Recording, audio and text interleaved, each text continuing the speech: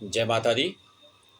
आप सभी को पवित्र नवरात्रों की और भारतीय नववर्ष 2083 कलयुगाब्द 5127 की बहुत बहुत बधाई और शुभकामनाएं। आज हम आपको मिला रहे हैं अपनी कज़िन से। इनका नाम है अंजू और आप हमें बताएंगे कि आप इस समय कहाँ हो और क्या कर रहे हो और कितने दिनों के लिए आप अपने देश वापस भारत लौटे हैं। और भारत लौटने पर अंजू अपने परिवारजनों के लिए सभी को लंदन से कुछ ना कुछ लाए हैं उपहार में। और ये है जो हमारा उपहार, एक रिस्ट वॉच स्टीव मैडन की, जो लंदन से ये स्पेशली हमारे लिए लाए हैं। और इसको हम देखते हैं कि अंजू क्या लाए हैं और ये किस तरह की रिस्ट वॉच है ये इस पैकिंग में। और ये जो घड़ी है स्मार्ट वॉच है। इसके साथ साथ आप सभी परिजनों के लिए अलग अलग उपहार लाए हैं। आपका भारत में 3 साल बाद लौटने पर स्वागत। और क्या आप हमारे दर्शकों को बताएंगे कि आप किस लिए लंदन गए और वहाँ आप कैसा महसूस कर रहे हैं? हाँ जी। मैं लंदन गई थी अपनी हायर स्टडीज़ के लिए। मैं basically MBA in global health care management and leadership. And उसके बाद मैंने अपना वर्क परमिट अप्लाई किया था। वो 2 इयर्स का था और इस ईयर मई 15 को मेरा वर्क परमिट एक्सपायर होने वाला था। बट मुझे गवर्नमेंट हॉस्पिटल जो कि लंदन में है उसके थ्रू स्पॉन्सर किया गया है as a health care assistant band 3। तो उसके बाद मैं अपनी स्पॉन्सरशिप लेकर पूरे 3 साल 1 महीने के बाद अपने देश वापस आई हूँ और मुझे बहुत अच्छा लग रहा है। बहुत सुंदर। स्वदेश में आपका स्वागत है, क्योंकि भारत एक ऐसा देश है, दुनिया के किसी भी कोने में चले जाओ वापस भारत आने का मन जरूर करता है।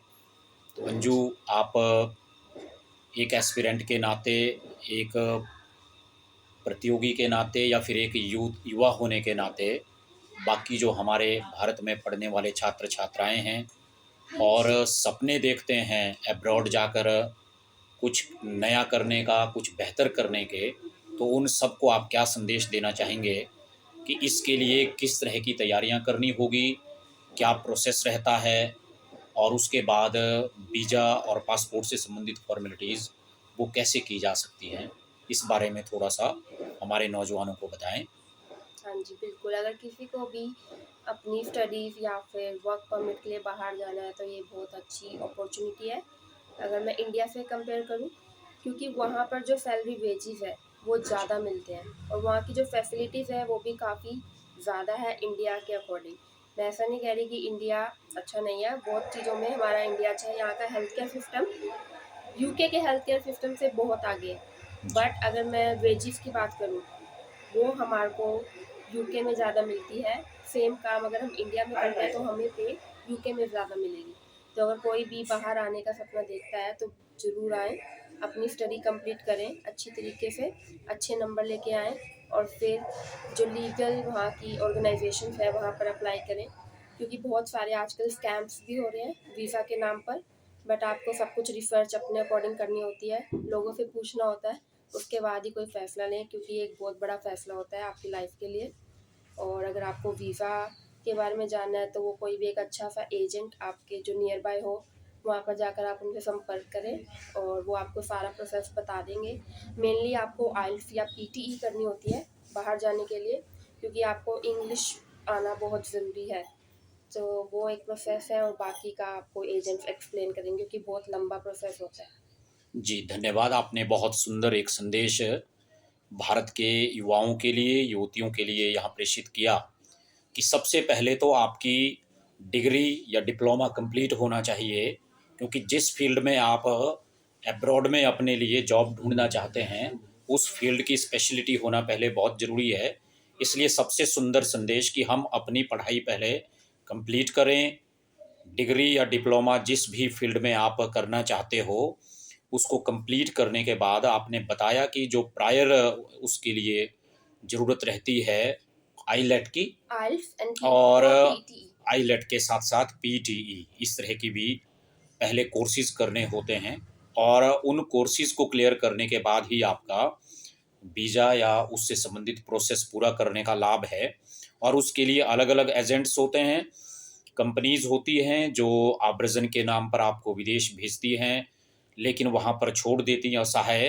तो इन्होंने एक बहुत सुंदर संदेश दिया कि हम सिर्फ गवर्नमेंट प्रोप्रिएटर्स के माध्यम से या विश्वसनीय एजेंट्स के माध्यम से आव्रजन की प्रोसेस को, प्रक्रिया को पूरा करें और पूरा करने के साथ साथ वहाँ भी पहले अपने लिए इंतज़ाम कर लें जहाँ आप जाना चाहते हैं, बिल्कुल। ताकि आपको बाद में परेशानी ना हो। हाँ जी। तो आपने यहाँ भारत में रहते हुए क्या कोर्स किया था और अब आप हेल्थ के फील्ड में वहाँ लंदन में जाकर जॉब कर रही हैं, गवर्नमेंट हॉस्पिटल में, वो भी लंदन के। तो वहाँ के लिए आपकी क्या जो योग्यता है, जो मिनिमम क्वालिफ़िकेशन थी, वो क्या रही, जिसके बेस पे आपको वहाँ जॉब मिली? मैंने इंडिया में बैचलर्स ऑफ फार्मेसी करी थी, जो कि पूरे 4 इयर्स की थी। एंड उसके बेस पर मेरा वीज़ा लगा था यूके के लिए। वहाँ पर मैंने एमबीए करी, वो भी हेल्थ केयर मैनेजमेंट में करी। मेरा जो कोर्स था वो बिल्कुल मेरी फ़ील्ड के साथ मैच कर रहा था। मैंने अपनी फ़ील्ड चेंज नहीं करी। कुछ बच्चे होते हैं वो यहाँ पर कुछ और कोर्स करते हैं और वहाँ जाके अपना कोर्स चेंज कर लेते हैं, जिनकी वजह से उन्हें आगे जाकर डिफ़िकल्टीज आती है जॉब में भी और बाकी वीज़ा वगैरह के कामों में भी। तो आप जिस फील्ड में हो उसी फील्ड का आगे कोर्स लो, अगर आप बाहर जाने की विज़न रखते हैं। तो मैंने वहाँ पे एमबीए ख़त्म करने के बाद अपना इंटरव्यूज़ देना स्टार्ट कर दिया सेम हेल्थ केयर कंपनीज़ में। और उसके बाद मेरे को बैंड 2 की जॉब मिली थी पहले हॉस्पिटल में, जो कि एक गवर्नमेंट हॉस्पिटल है। एंड विदिन 6 मंथ्स मेरे को बैंड 3 में प्रमोट कर दिया गया, जिसकी वजह से मुझे उन्होंने स्पॉन्सरशिप दे दी पूरे 3 साल की, जो कि 3 साल के बाद ऑटो रिन्यू हो जाएगी और मैं आगे जाके पीआर के लिए अप्लाई कर पाऊँगी। बहुत बहुत धन्यवाद अंजू बहन। इसका मतलब आपका पीआर का प्रबंध भी पहले हो गया। हाँ जी। भारत वापस लौटने से पहले आप 3 साल बाद भारत आए, तो अपने पीआर की व्यवस्था पहले करके आए, उसके लिए भी आपको बहुत बहुत बधाई, शुभकामनाएं। और आने वाले समय में आपका वहाँ करियर बहुत सुंदर हो। आप भारत के अन्य युवाओं के लिए भी प्रेरणा स्रोत का काम करें। इस साक्षात्कार में आपने हम सबका मार्गदर्शन किया और सब लोगों के लिए कुछ ना कुछ गिफ्ट लेकर आए इतनी दूर से, उसके लिए भी आपका बहुत बहुत आभार। अगली वीडियो में आपसे मार्गदर्शन लेंगे कि अगर कोई इच्छुक युवा या युवती वहाँ जाना चाहते हैं तो किस तरह की प्रक्रिया से उनको गुजरना होगा और किस लेवल पर उनको पढ़ाई करनी होगी, ताकि वो वहाँ भी अपना बेहतर भविष्य संवार सके। धन्यवाद। जय धन्यवाद। भारत।